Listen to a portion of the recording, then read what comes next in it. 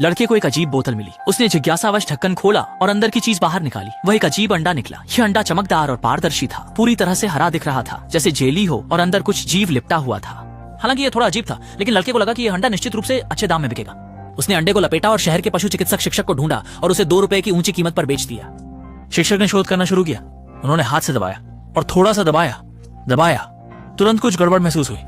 वह जल्दी से बाहर भागा और लड़के को रोका। उसे पूछा कि उसने यह कहां पाया। लेकिन जैसे ही शिक्षक बाहर गए, यह अंडा अचानक हिलने लगा। फिर अंडे का खोल बीच से फट गया। एक छोटा पंजा बाहर निकला और कुछ ही देर में अंडे का खोल टूट गया। गोजिला का पूर्वज इसी तरह जन्मा। उसी समय श्याओमी वापस आ गई। जैसे ही वह घर में दाखिल हुई, इस छोटे से राक्षस को देखकर चौंक गई। उसने तुरंत अपने पिता को बुलाया। शिक्षक ने देखा तो वह चकित और उत्साहित हो गए। उन्होंने ऐसा अजीब जीव पहले कभी नहीं देखा था।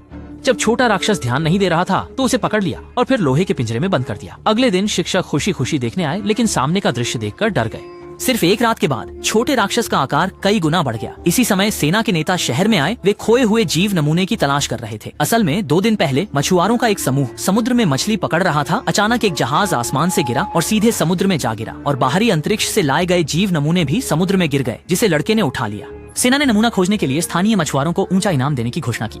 लड़के ने यह सुनते ही तुरंत आगे आकर उन्हें बोतल का स्थान दिखाया, लेकिन उसमें का जीव उसने शिक्षक को बेच दिया था।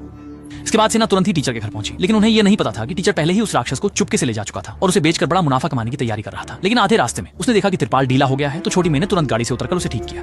लेकिन तभी राक्षस का पंजा अचानक बाहर आ गया और उसने छोटी मेये को कसकर पकड़ लिया।